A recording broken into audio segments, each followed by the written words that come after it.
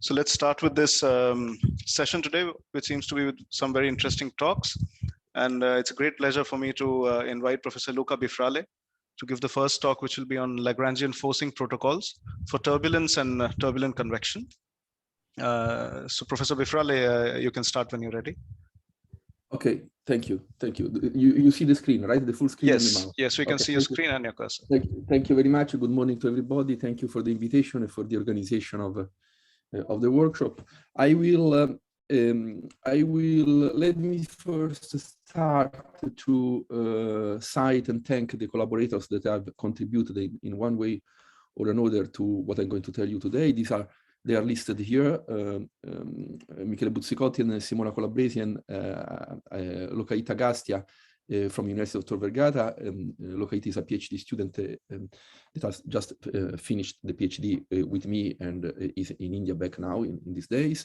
And Andreas Bartel and Matthias Herhardt from Wuppertal University that are co-tutors of the Luca thesis, and Antonio Celani that I think is connected, or he will be connected later on, and Kristian Gustafsson, who is among the organizers, and Federico Toschi from the University of Eindhoven. So I prepared a sort of summary of what we have been doing in the last couple of years, 2 or 3 years, connected to, in particular, to applications to Lagrangian properties in complex flows and turbulent flows. The main questions that are behind, that are motivating us in some sense, can be summarized by these three points here. It's somehow it's connected to the whole story about of the dichotomy between statistical descriptions and coherent structural descriptions of turbulence and complex flow. I mean, we would like to understand how much is it indeed possible to identify and to track or to act eventually. Once you identify, you can maybe eventually even select or act or interact with structures in turbulent flows. That is how much, whenever the flow is very complex and evolving in a highly non-trivial dynamical, temporal, and spatial way, is it possible to indeed make a sort of a Fisher ranking of what is going on inside your flow and understanding what are the key degrees of freedom inside your flow. And the motivation why we want to do that, why we would like to have a possibility to track, here I say intense, but not necessarily intense. It could be even particular features inside your flow. And why you want to do that? Well, one possible way is that because once you are able to do that, once you are able to indeed follow somehow during the flow, during the evolution of your flow, what are the important degrees of freedom in your system, it might be important, it might be useful, it might be possible to react on those degrees of freedom, and therefore it could be a way to control your system. And the knowledge-based let's say background, the motivation is somehow always the same. That is, which is something, as I already said, that is, we would like to understand in the billions of degrees of freedom that we are used to deal with whenever you discuss with whenever you study a turbulent, fully developed turbulent flow. We would like to understand if there are key degrees of freedom that might teach us also about the physics and the main phenomenology behind the evolution of your system. I will try to discuss these three questions, these three background questions, by using three different examples. I will first show a way to study or to control, if you want, the effects of Lagrangian two-way coupling on your turbulent flows by using what I call here hardwired Lagrangian probes. So what do I mean? It will be clearer in a few seconds. But shortly, what do I mean is that I'm going to show you some numerical experiments where we invent an ad hoc dissipative feedback on the flow, which is somehow Lagrangianly inspired. That is, it will be a sort of feedback and forcing on the flow, which is supposed to be acting only on degrees of freedom that have a Lagrangian meaning. And it will be clear in a few seconds what do I mean. Then the second example that I will discuss is in the first case here, as you will see, we are mainly going to damp degrees of freedom, that is to remove energy in some selective Lagrangian way. While in the second example, I will try to do exactly the opposite experiment, that is always looking at some Lagrangian. I don't know why the mouse disappeared. Okay, always looking at some Lagrangian property of your flow, and in the second case it will be convection. So I will study thermal flows subjected to buoyancy. I'll show you how one can invent again a two-way coupling on the flow, which is fully Lagrangian, which only depends on some Lagrangian properties. But now with the opposite spirit with respect to the first point, that is, I'm going to try to trigger instabilities instead of removing energy, or so instead of controlling, let's say, fluctuations, I would like to trigger fluctuations in the flow. And then the third part is somehow a older part that we worked on 3 or 4 years ago, starting to work on 3 or 4 years ago, and it's connected on the other end to, in some sense, a step forward conceptually with respect to the two previous points. That is, while in the first two points, I really invent some hardwired protocols that are, written once forever and do not react in any smart way or in any, how may I say, dynamical way.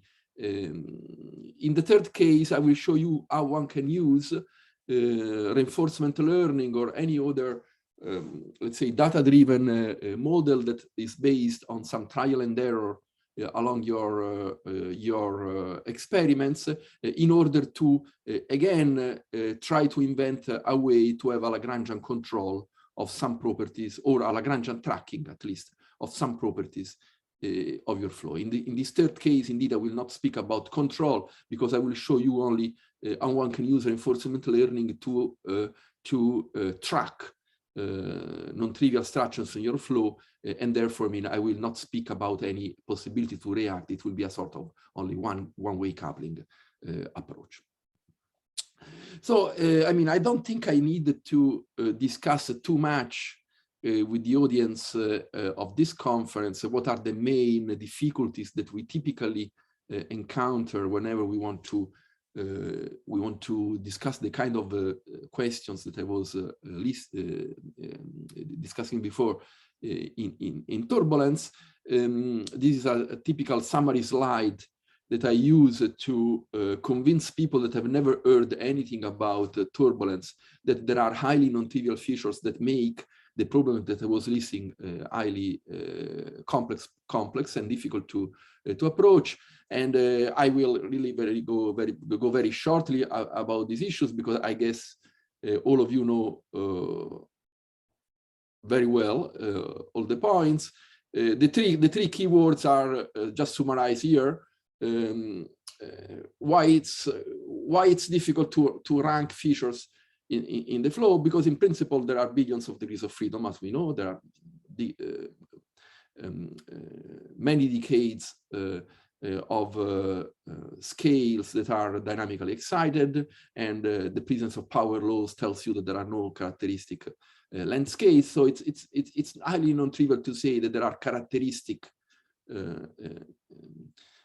animals inside the flow that are able to control your system. And then the second, the velocity field is typically a rough older continuous only function in the configuration space, which means that all tools that are based on simple or even non-simple linear or smooth interpolation might easily fail. And the third, I mean, as it is well known, all these billions of actively dynamically active degrees of freedom, they are also self-organized in a way to produce highly non-Gaussian fluctuations. These are the typical PDF that you observe whenever you measure velocity increments at a given distance r inside this range of scales where you see power laws normalized with its standard deviation. You nevertheless see, by changing the scale, the reference scale where you measure velocity fluctuations, you see an increasing of non-Gaussianity, an increasing of departing from Gaussian parabolic log-lin PDF to something that has fat tails and extreme events, which might easily reach 40, 50 times the standard deviations. So it's not only we have billions of degrees of freedom, but the billions of degrees of freedom are highly non-Gaussian. And so in some sense, highly correlated in a non-trivial way. So the question is how much we can control this kind of, the three background questions that I was discussing are connected to how much we can control the shape of these fluctuations. Can we reduce them? Can we understand what are the key mechanisms that are behind the formation of such a non-trivial properties? And just to give a visual summary of what do we mean when we speak about extreme fluctuations and the fat tails in turbulent flows, I show you, for instance, an Eulerian point of view, so snapshots of, in this case, I think it was vorticity or entropy events, extreme entropy events inside a turbulent flow, and even eventually filtered at different scales. And as you see, there are, I mean, the system is highly, on one side it's highly complex, on the other side it looks, whenever you zoom, as if there are, topological structures or somehow features that are not completely random, and I mean, and uncorrelated, as we of course know, and as the fact that the PDF are not Gaussian might clearly show. And typically, if you see, for instance, PDF of the local energy dissipation of the entropy, these are normalized to their mean value. Inside the flow, you might easily reach really fluctuations where you observe 1,000 times the mean properties, and as I said before, 40, 60 times the standard deviation. And on the other hand, similarly, and this is going to be somehow more connected to what I'm going to tell you, the same, whenever you speak about Eulerian properties, there is always some Lagrangian counterparts, and vice versa. The same signature of extreme fluctuations you may also observe if you are a Lagrangian probe inside your flow.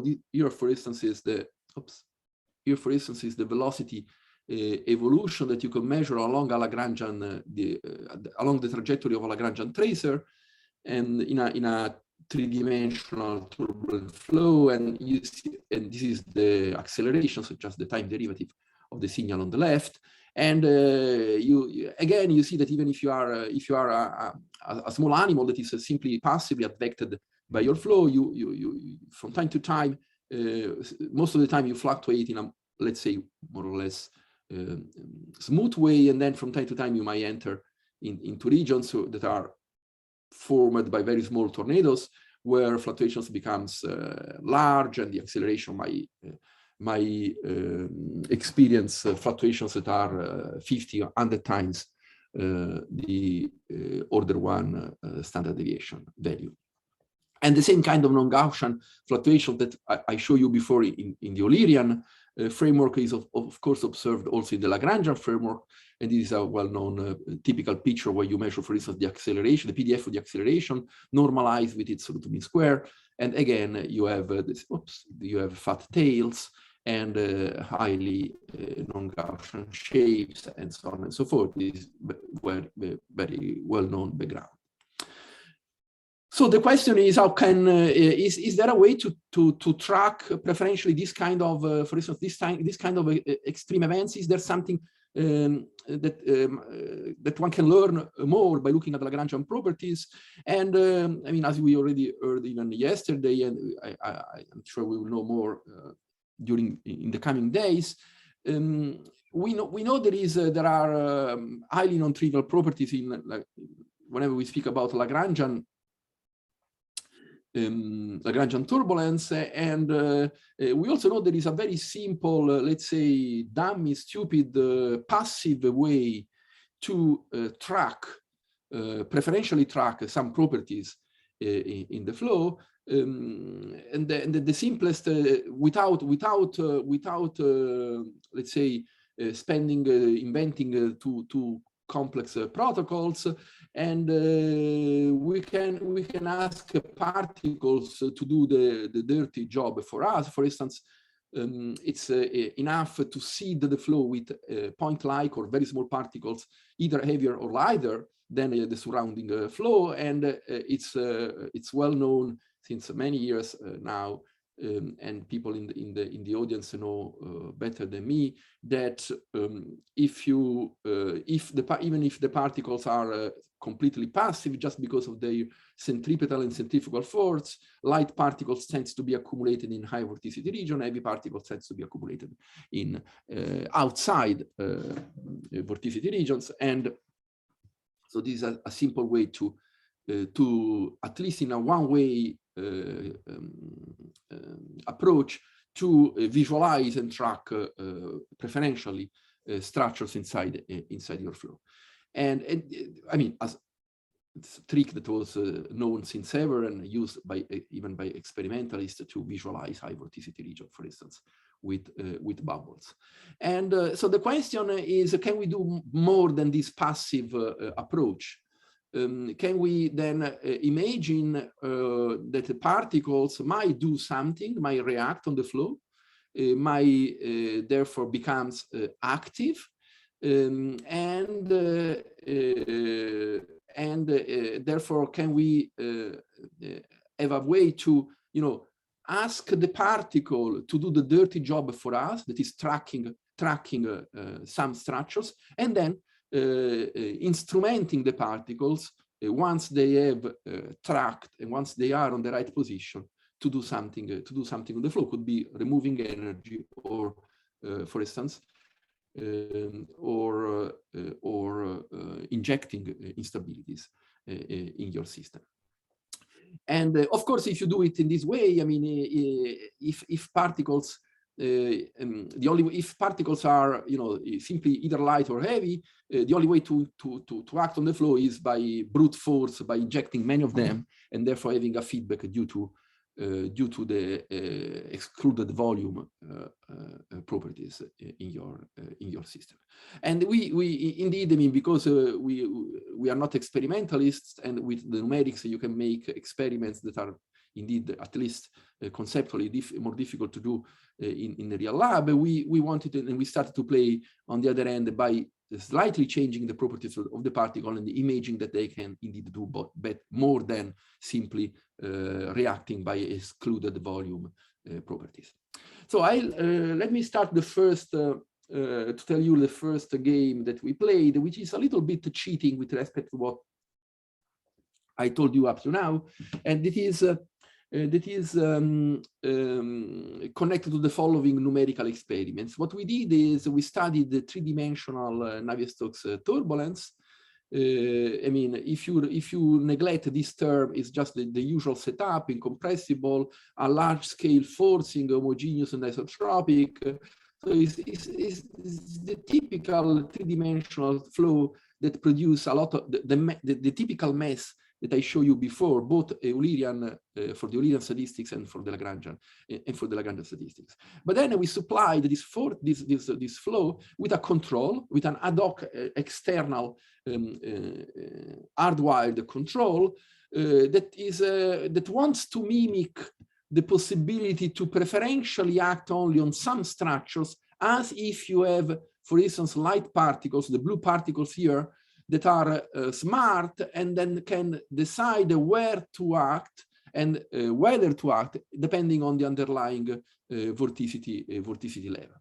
And so what we imagine is just to see and to study what are the effects on the Navier-Stokes equations by removing energy with a linear control like this one, with an apparent linear control. Indeed, it's proportional to how much the intensity of the velocity field that you have in that particular position, that particular time, but with a prefactor, which is a sort of function like this. It's a sort of 10h, which is 0 if vorticity, the underlying vorticity is small, and it's 1 when the underlying vorticity is larger than some cutoff.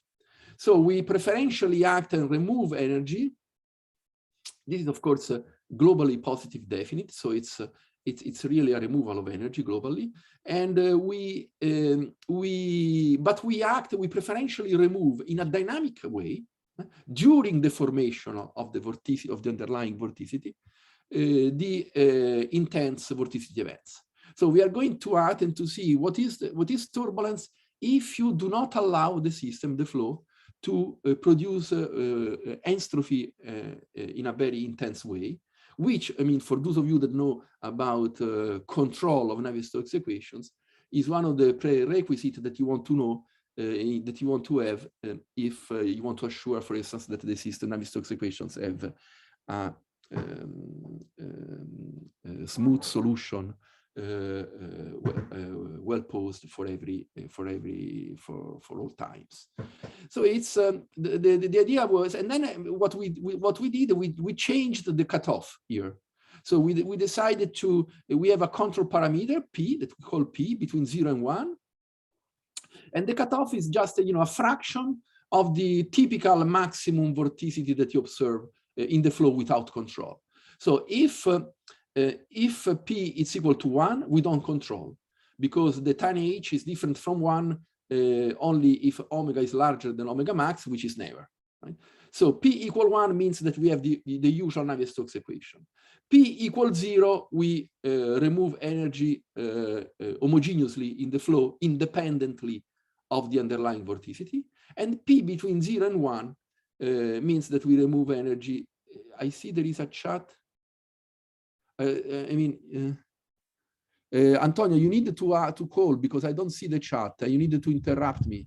There's a question which says, doesn't this control break scaling invariance in the inviscid unforced limit? And does it act on small scales only? Yeah, it breaks a scaling invariance in some indirect way, because vorticity intensity depends probably on the scale where you look at it, and it is, as I will show in one next slide. Indeed, it acts only at small scales. I mean, typically, yes. But I mean, please, whenever you have questions, interrupt me, because it's a very small. The chat is a very small, item on the corner of my screen, so I don't see it very well. There is another one. Oh, no, okay, it's the same. No, there's no. I'll keep an eye on the chat. Okay, sorry. Yeah, no worries. Again, p equal 1 we don't control. P equals 0 we control homogeneously. P between 0 and 1 is a control a dissipation which depends on the intensity of your underlying vorticity. Notice, let me stress again that this p is a fraction of the omega max, and omega max, as you see here, for instance, where is it? Omega max could be, 7,000, 8,000 times the mean property. So it's a fraction of omega max. Even if you look, at 50%, you fall here. You fall again. P equals 0.5. Still does not mean that you act on the 50% of your volume. You act on a very small, tiny fraction of your volume, which is nevertheless selected to be where you have very intense vorticity structure. And so what we started to do is a series of numerical simulation by changing. Of course, you never have a sharp cutoff. We have a tanh, so you have a few free parameters. You have the intensity of much you remove. You have the smoothness of how much you move from 0 to 1, and you have P, which is the most important control parameter. So to first series of results to answer Antonio's question, where do you change energy? Well, here I show you different evolution of the total energy. The black one is uncontrolled, P equal 1, and the others, the different colors are different fractions of control, and this is the mean properties. You see that, I mean, within statistical fluctuations, changing P at least up to P equals 0.2, 0.1, you don't see any change in the total energy, mainly. I mean, the change is so small that it's within statistical fluctuations. Because the system is, it is not a posteriori, the system reacts, of course, right? It's difficult to predict what will be the output of the total energy. And if you look, I mean, the counterpart of this is the energy spectrum. You see the energy spectrum. You start to see some change in the high wave number regimes, only where P becomes, order 20% of the where you remove events when you remove energy where vorticity is larger than 20% the omega max. Two more quantitative results here, just to give you a visual understanding of. We were curious to understand how much, where the forcing is active, because it's a dynamic control, right? As soon as you produce the event, you remove it. So it's in principle, suppose the system is able to fall in a region of the attractor where you do not produce anymore those events, then the forcing would not act anymore, or it would act only infinitesimally in a singular way, only to remove the few small events that are produced by the dynamics. This is, for instance, a typical visualization of vorticity in your flow, and this is the support for this. I think this picture was done for P equal 0.3 or 0.4. I don't remember now. Sorry, I didn't write. This is the support where the forcing at that particular instant of time is acting. You see that is, of course, very sparse in your flow. And this is the output, the entropy PDF. Again, P equal 1 is the usual highly skewed with fat tails PDF, and then you see that when P starts to be of the order of 30% of the omega max, 20% of the omega max, you have a very important effect on your tail, and the system is really able to, in some sense, instantaneously control your flow. As soon as you produce that event, you kill it, and you have a statistics that is really, I mean, in some sense, cut off. I repeat, I mean, I want to say it again. P equals 0.2. It still means that you are removing very little quantity of total energy, and that you are acting only on a small volume in your system. When you look at what is again to answer the question by Antonio, how much we break scaling invariance? Well, we break it. I think I'll show you later. Next slide, it's more clear. But for instance, if you look at the evolution of the flatness, this is as a function of the separation scale, which is the moments over the 4. For those that do not know, moments over the 4 divide the moments over the 2 squared of the velocity increments, which tells you how much you are non-Gaussian, if you want. When the flatness is 3, you are Gaussian, and you see that as a function of the scale, the black curve is the uncontrolled turbulence, where you have large-scale Gaussian fluctuations. Then you see, this is a power law behavior. That is where you are scaling invariant in some sense. And then there is the breaking of the scaling invariance with a big jump to highly non-Gaussian fluctuations due to the viscosity. And then when you started to, you see that changing, starting to act, you mainly affect the viscous part, because you mainly cut very intense vorticity events. But nevertheless, there is it's not completely, bimodal. And there is, of course, I mean, it's not surprising. And there is an effect everywhere. And the effects indeed seems to break the scaling invariance, and you show it in this picture, because here I show you the local scaling exponents, that is the logarithmic derivative of the velocity increments structure functions. So whenever you have a pure scaling invariant power law behavior, you would have a flat behavior. And this is the black curve, the uncontrolled Navier-Stokes equations. You see that in the inertial range, you have almost a flat exponent, and then there is the breaking of the scaling invariance due to the viscosity, and the red squared, sorry, the red filled square is the same measurements on the controlled case with p equals 0.2. You see that first you clearly kill intermittency because you move from an anomalous behavior around 1.8 to something that is very close to 2. You also, in some sense, break scaling invariance because clearly the effects, I mean, it's difficult to quantify. I mean, it's a little bit subjective. It seems you are preferentially acting on this range of scales than at very large scales, where on the other end, the black curves and the red curves are much closer. And but what I want to spend 2 minutes more is to discuss. Sorry, Luca. A question.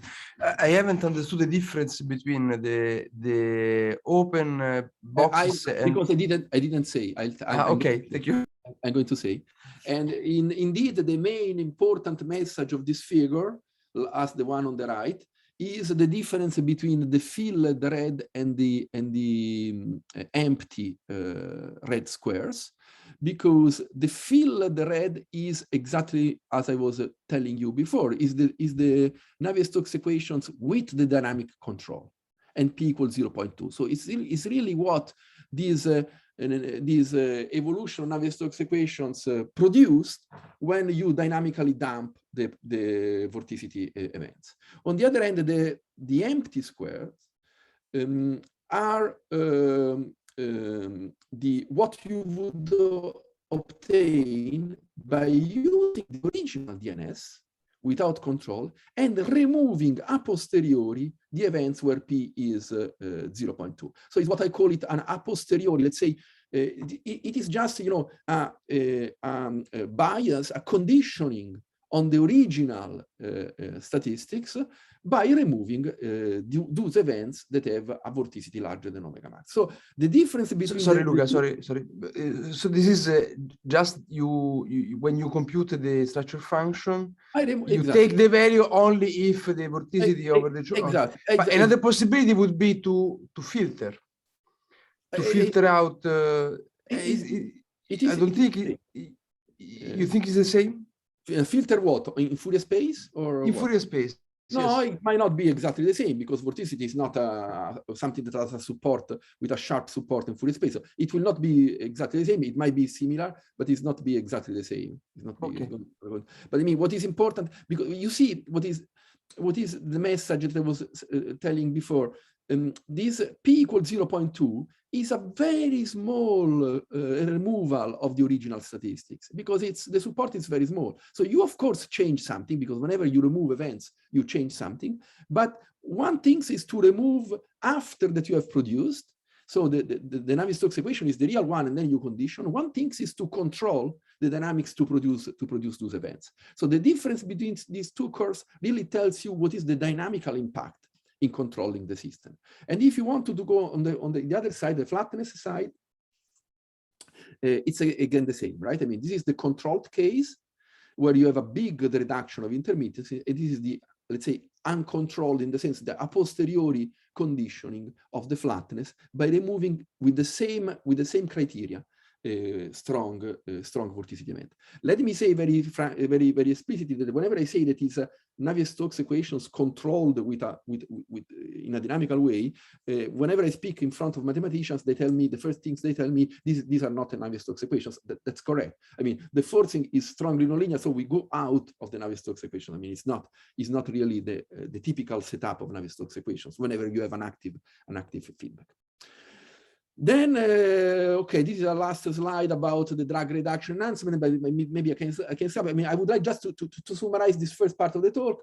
Main message, indeed, if we are able to dynamically interact with the flow on the very intense events, we have a huge impact on some aspects of the statistics, which could be, I mean, maybe which could be, I think, interesting for the sake of, you know, people that want to control. Let me move now to the other two, to the other part of the talk, which is the one where, instead of removing things, we want to trigger instabilities.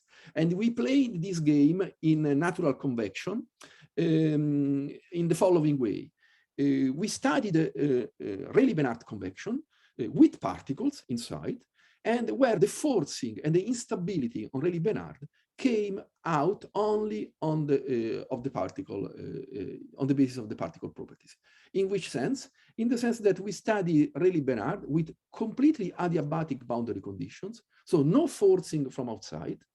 And the only things that we did, we seeded the Rayleigh-Benard with particles that have the following hardwired protocol. They can become hotter than the mean temperature if the velocity is positive, and they are colder than the mean temperature if the velocity is negative.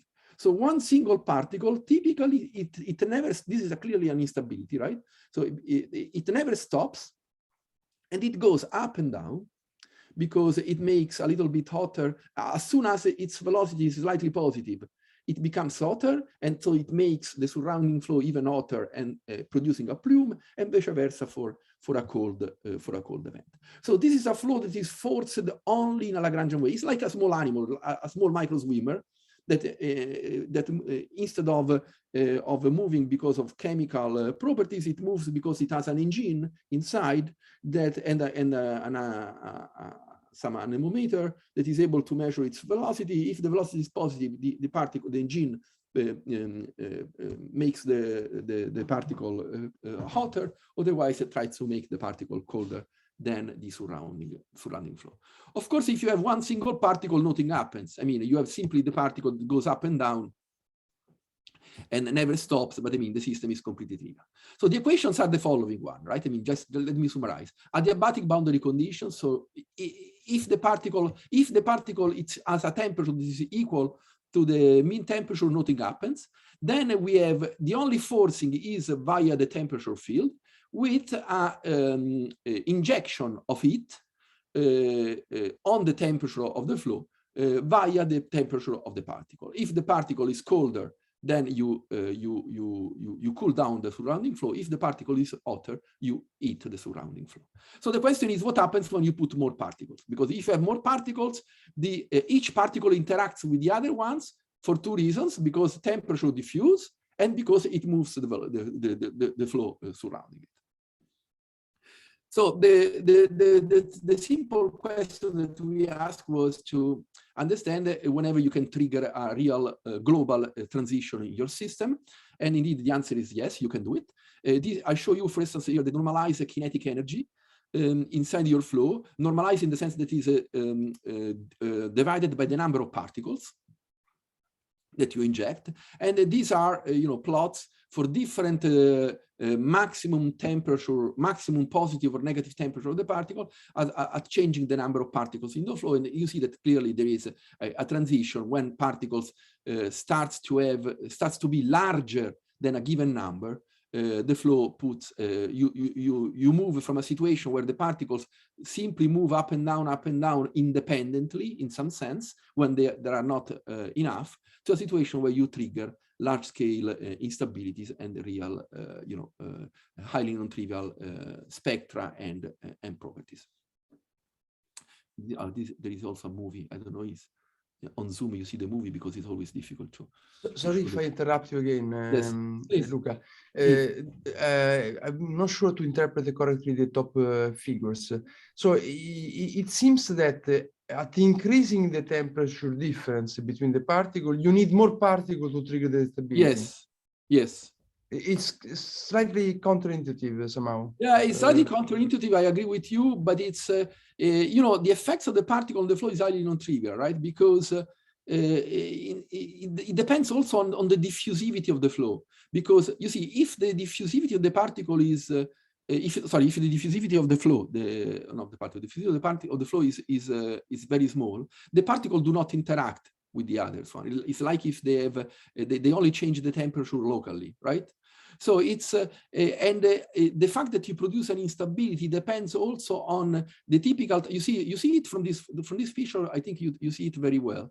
You see that is at the beginning, when the particle becomes hot, because they have a positive velocity on the bottom, they have a very small impact on the surrounding flow because they didn't have time to hit the surrounding flow, and they become important only when they are when they go up. You see, they start to affect a larger volume in the flow only when they go up, because they had the time to diffuse their temperature. So if the temperature is very high of the particle, they produce a very intense plume that goes up and does not really speak with the others. So it's highly non-trivial, the interplay. So I don't know if I but I mean, but by the way, let me show the following plot. No, I understood. Okay, thank you.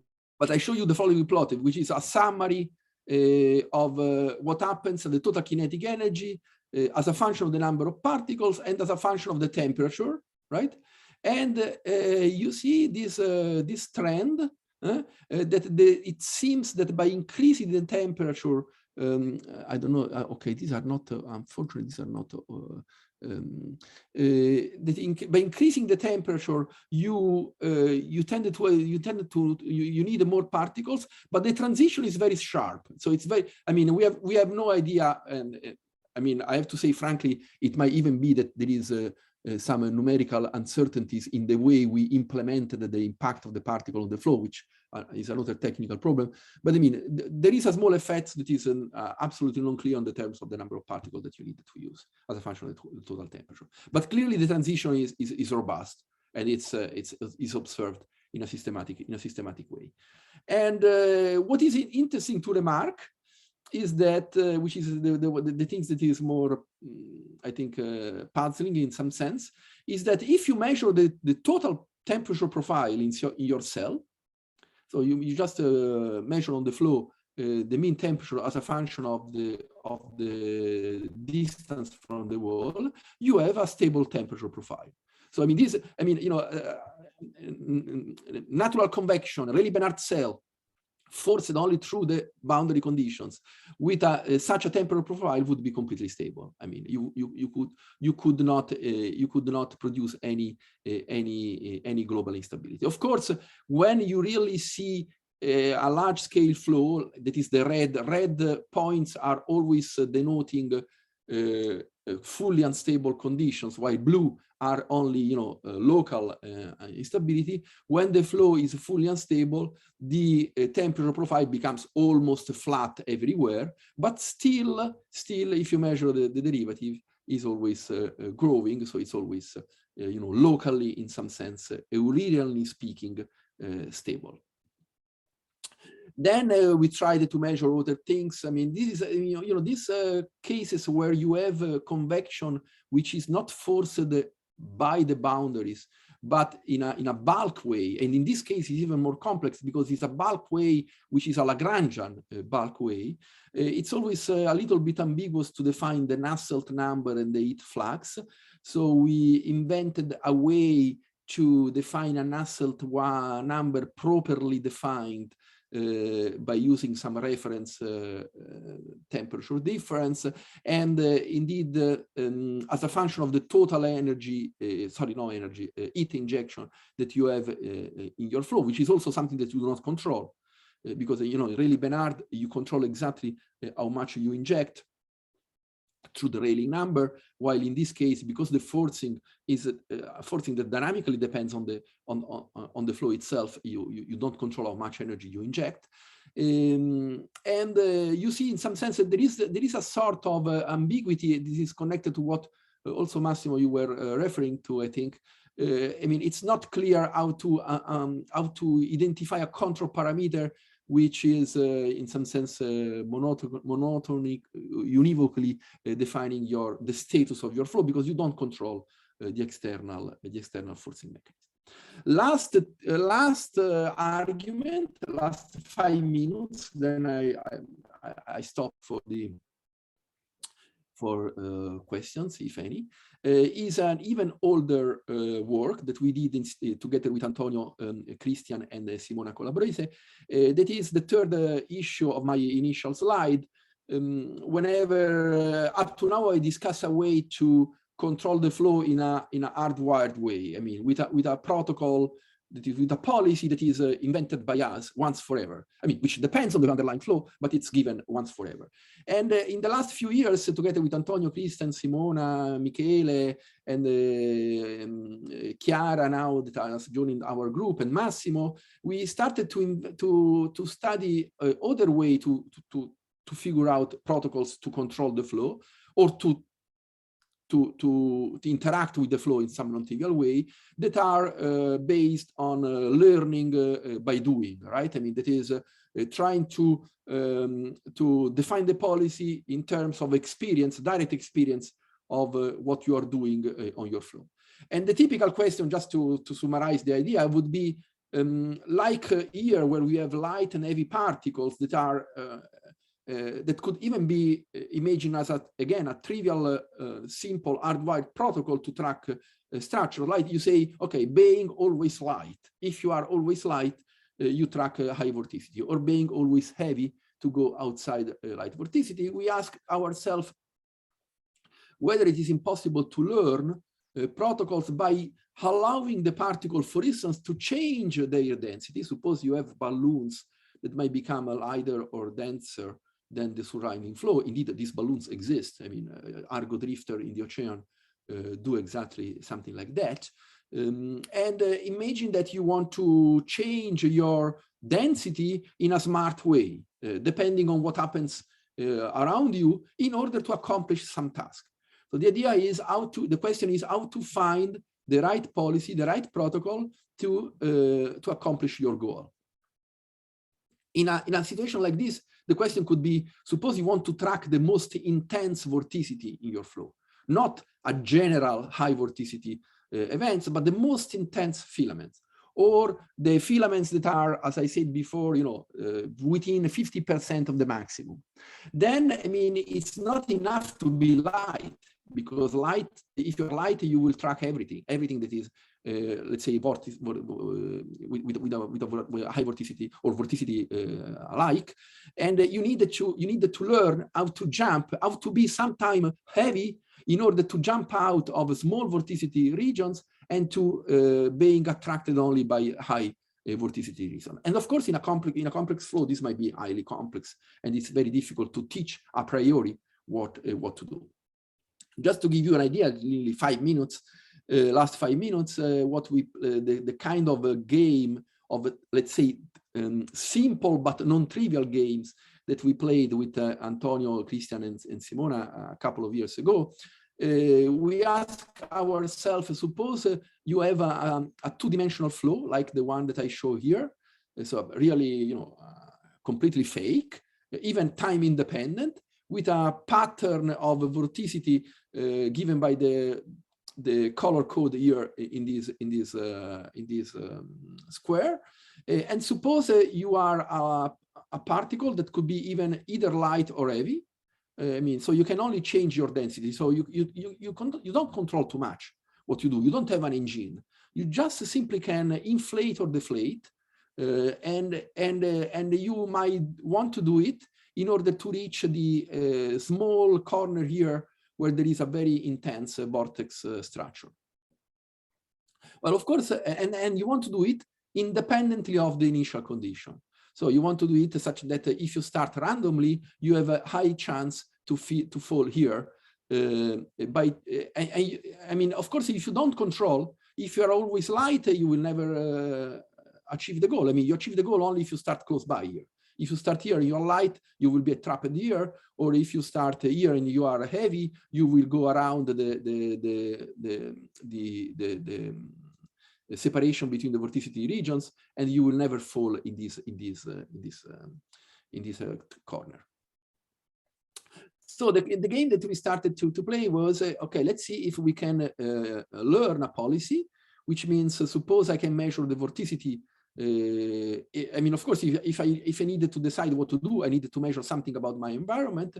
So we use these reinforcement learning tools to learn a policy, an optimal or quasi-optimal policy, supposing that I can measure roughly the vorticity of the underlying flow, which, by the way, does not give me a one-to-one correspondence with the position, because you see there are regions in the flow where vorticity is the same. But I mean, suppose I can measure how much I'm rotating, and then I want to understand what is the density that I have to decide to take in order to reach the corner. And we implemented these reinforcement learning algorithms to try to find an optimal policy that bring us here in the high vorticity region, and so the algorithm was simply instrumented to have a reward that becomes proportional to the total vorticity that I measure along my trajectory, such that when I am here, I collect the maximum vorticity, and so I collect the maximum reward. And the algorithm, I mean, I mean, probably most of you know better than me how this reinforcement learning algorithm works. And just to give you, I mean, some results, I mean, the algorithm converge is able to find, when you train more and more with thousands of episodes. So I mean, by improving the policy by trial and error and reinforcing those actions that have gives a positive reward, at the end you converge toward policies that have a maximum reward. This is the total reward along the trajectory. This is the maximum theoretically expected. So it's, you see that you are really close to what you could do, even if you start always on the right position. And indeed, the policy, if you try the policy, here you have a movie, at the end, you try the optimal policy. So you just validate how good you are by using the policy that you found at the end. You inject the particles randomly, and then you let them to go with the policy that you find. And indeed, you see that you are able to converge all particles in this corner. I mean, I repeat, the flow is very simple, but the task is not simple, right? And the same algorithms are able also to work when the flow is mixing, so its time is changing in time, and therefore, I mean, in principle, the evolution would be chaotic. Of course, here the maximum vorticity changes in time, so the particles must, in some sense, switch from one region to another one in some non-trivial way. And then we also did it in the ABC flow, trying to convert to put particles in some preferential high intense vorticity regions in one direction only. And I mean, there is a lot of cooking, but at the end you get out some results. And so what is the game? The game would be, I mean, the dream, let me say. The dream would be to combine the kind of works that I've just shown up to now, that is to be able to not only invent a priori hard-derived policies to control the flow, but to have algorithms that are able to optimally control the flow given some task, and therefore also to, let's say, combine this kind, for instance, of data-driven protocols and algorithms like the ones based on reinforcement learning, also to cases that are more relevant than these, simple flows that have no practical importance, and eventually, for instance, just to give you a summary for what we are going, or we would like to do in the future, would be to have protocols that are optimally driven to trigger instability or to enhance Nusselt in a way that is not hardwired as before, but I mean by learning on what is going to do and what is the effects of the feedback on the flow. So this is just, let me conclude. I have here the some final comments. In principle, I mean, certainly forcing in a Lagrangian way, the flow opens a different way to interact with the flow, and therefore allows us to ask different questions properties of the underlying turbulence, and forcing in a Lagrangian way, or interacting in a two-way with Lagrangian probes. It might even be indeed a way to control the flow by acting only where things happens. Okay, and I mean, hopefully also in a smart way. I think I stop here, and if there are questions, I will be, of course, happy to answer. All right, thanks a lot for the talk. So are there any questions? You can probably raise your hand or just unmute and ask yourself. Yeah, Filippo, you can go ahead. So very nice talk, of course, Luca. So the question was about the convection thing. So the fact that as far as I understand, the fact that the number of particles has to be higher when they get hotter seems related to the fact that if they raise faster. Is that yes. The thing? So they get away from one another faster, yes. So that they don't see each other, basically. So, but does that mean that? Yeah, not all. Sorry. Yeah. No, I mean, my question was: does that mean that the plume is the important part for the instability more than what happens close to the boundaries, or am I? Yeah, definitely. I mean, boundaries in this case are really the place where the particle do not have a feedback. Indeed, we do not, in some sense, if you look at how much you force close to the boundary, you force very little, because the particle have no time, because it's close to the boundary where you see when the here, I don't know if you see the screen. Do you see the screen still? Yes. Yeah. Okay. So when the blue particle here, the cold particle arrive in the boundaries, and they are very large, so they have a big impact on the flow. They are stable because they are cold. Okay. And the instability is produced by the hot particle when they revert the velocity. But at the beginning, the instability is completely localized on the particle, so it's not an important instability on the flow. So indeed, you force the flow only in the bulk. Okay, thanks. Samriddhi, can go ahead. Hey, Luca, great talk. A quick question, a couple of questions on the first part, which with the Lagrangian forcing. So two questions. One is, if you turn off that forcing, do you know how quickly it relaxes back to the 3D Navier-Stokes? I'm thinking, for example, of decimation, where you had played these games a little. That's question one. And the second question is, if you were to look at the stochastically forced Burger's equation, which also has strong fluctuations, so one can think of a similar protocol, but in terms of gradients now and not vorticity. Do you expect something similar to happen, or do you have a gut feeling? Well, okay. To become more bifractal? I mean, probably that's what. Okay. Concerning the first question, we didn't try.